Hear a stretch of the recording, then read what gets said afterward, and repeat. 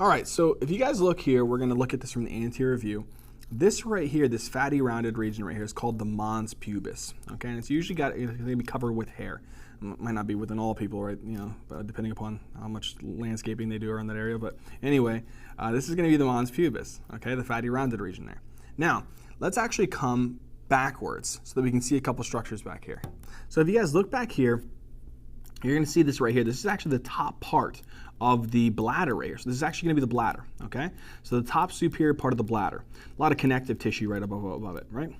Now, right here, you're going to see the uterus, okay? Now, there's different parts of the uterus. We'll see a better view of it in another model, maybe in a little bit in here, but you're going to see this part here is actually going to be called the fundus of the uterus. So this fat, rounded region right here is called the fundus of the uterus.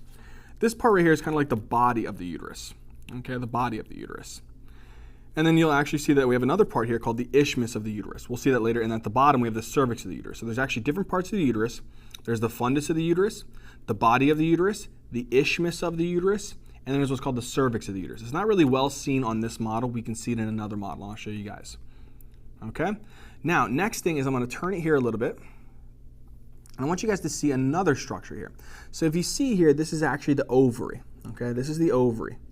In the ovary, you have ovarian follicles that are basically maturing and helping to produce what's called the female oocytes in the ovum, which would hopefully, the design is to be fertilized by some type of sperm cell, right? So again, that's the ovary.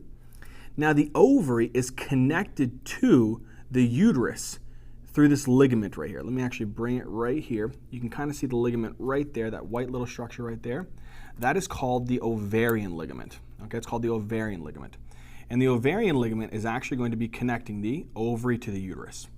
Now, there's another ligament, and it's pretty much all of this part in here. It's a very, very huge ligament. It's actually made up of two components.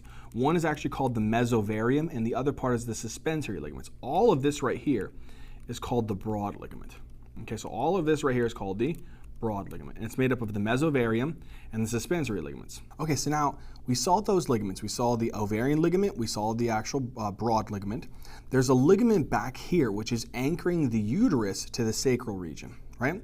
And this is actually called the uterosacral ligament, or the sacrouterine ligament. It's whichever one, you can interchange them.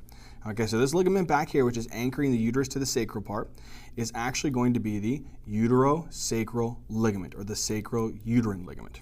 Okay, so far, which ligaments do we have right now? We have the